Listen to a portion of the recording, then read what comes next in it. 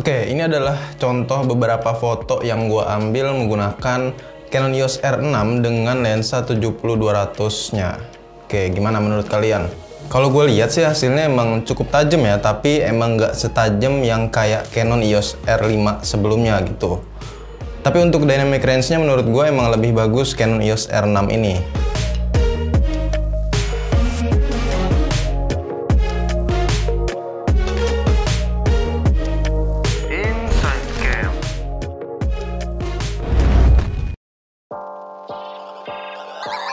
Canon EOS R6 adalah salah satu kamera canggih yang gue pegang untuk sekarang ini. Dan kamera ini juga menjadi andalan gue ketika gue menggunakan kamera sebagai alat fotografi pemandangan, street, ataupun foto portrait.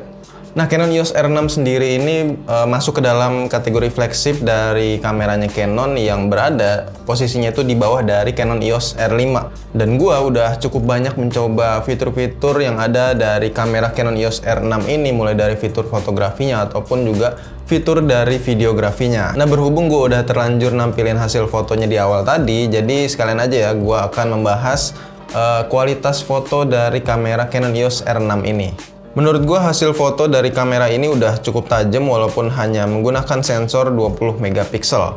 Yang berbeda dari kakaknya Canon EOS R5 yang menggunakan 45 megapiksel. Keuntungannya adalah ketika kita mengambil gambar low light maka hasilnya jauh lebih baik ya, dengan menggunakan resolusi yang nggak terlalu tajam.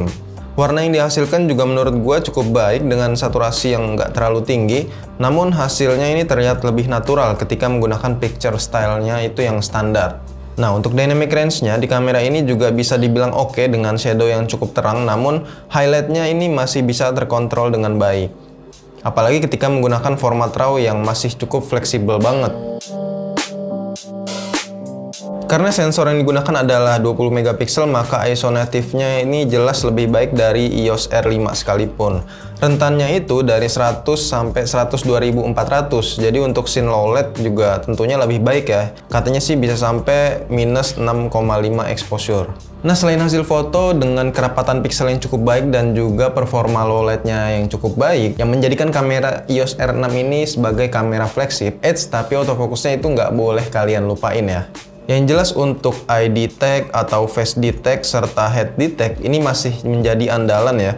Dan gak lupa ada animal detection yang bisa menjadi opsi ketika memotret wildlife.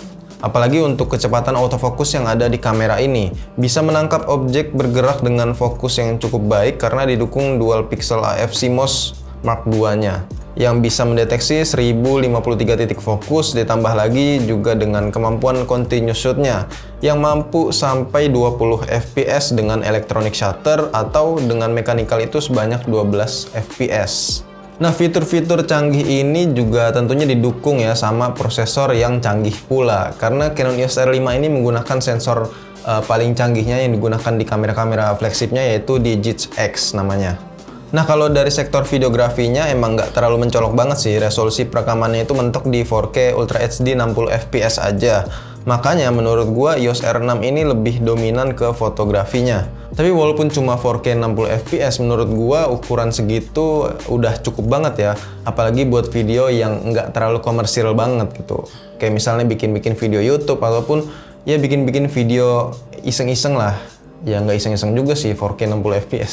Nah, kalau gue sendiri sih lumayan sering ya menggunakan Canon EOS R6 ini sebagai main kamera gue ketika membuat video-video di YouTube gue gitu. Dan di videonya ini juga ada stabilisasi 5 axis-nya di bodinya, jadi cukup stabil ya. Jadi bisa memungkinkan kita untuk merekam secara handheld.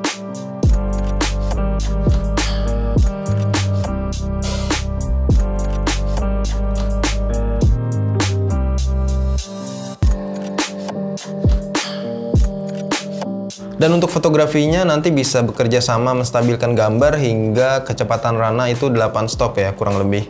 Ada juga silok yang bisa digunakan untuk mendapatkan kontrol yang lebih besar dari shadow, highlight hingga saturasi warnanya. Selain silok juga ada HDR Peki agar gambar ini terlihat lebih real seperti penglihatan mata sebenarnya. Dan tentunya juga mendukung 10-bit 422 internal recording.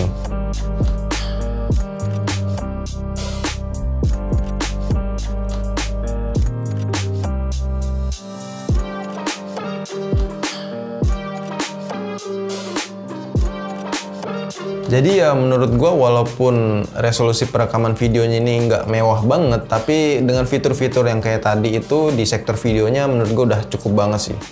Alias lebih dari cukup sebenarnya. Oke, untuk urusan body dan desain dari kamera Canon EOS R6 ini gua udah cukup bosen banget ya.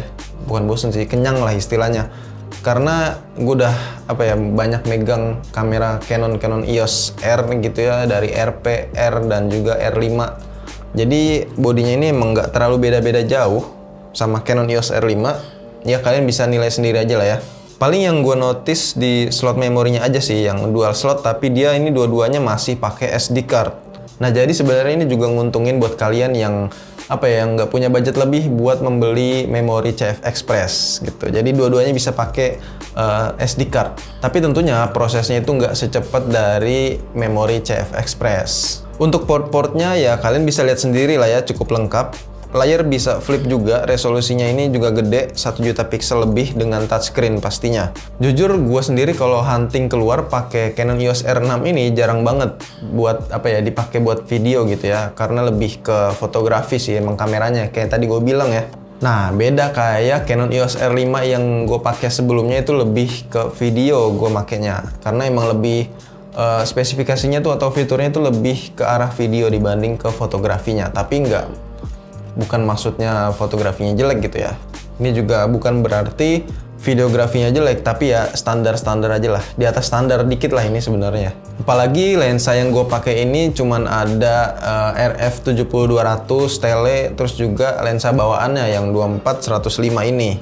Gitu. Jadi untuk bikin videografi juga kurang memungkinkan sih kalau untuk gue ya dengan lensa yang seperti itu. Karena kan enaknya kalau bikin video itu menurut gue pakai lensa fix yang 35 atau yang 24 gitu ya, yang bukaannya cukup lebar biar bisa dapetin hasil yang bokeh juga gitu ya, biar videonya makin maknyus lah istilahnya.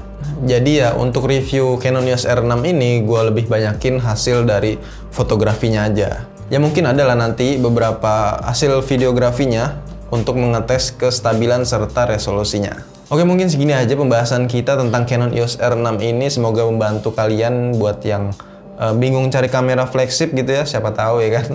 Oke, sampai ketemu di video selanjutnya.